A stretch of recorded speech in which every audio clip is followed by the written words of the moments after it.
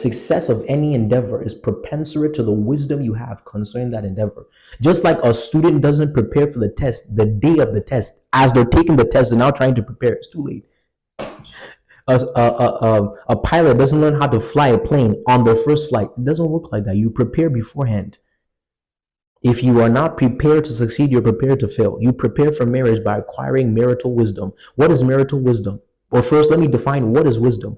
Wisdom is knowledge of divine instruction. Wisdom is knowledge of divine instruction. It's simply knowing what God says to do. That's wisdom. Wisdom is knowing what God says to do. So when I say marital wisdom, it is knowledge of God's instructions for marriage. Wisdom, marital wisdom, is knowledge of God's instructions for marriage. Knowledge of God's instructions for marriage. And so to prepare for marriage means acquiring or accumulating the principles that govern marital success.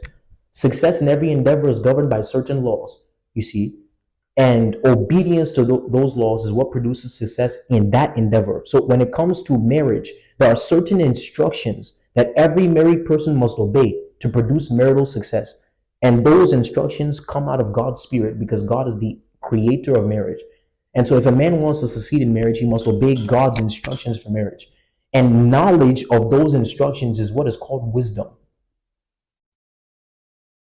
Then there's wisdom in different realms. There's marital wisdom, there's ministerial wisdom, there's relationship wisdom, there's communicative wisdom. There's wisdom in every area of life, knowing the right thing to do, knowing what God says to do in that particular area.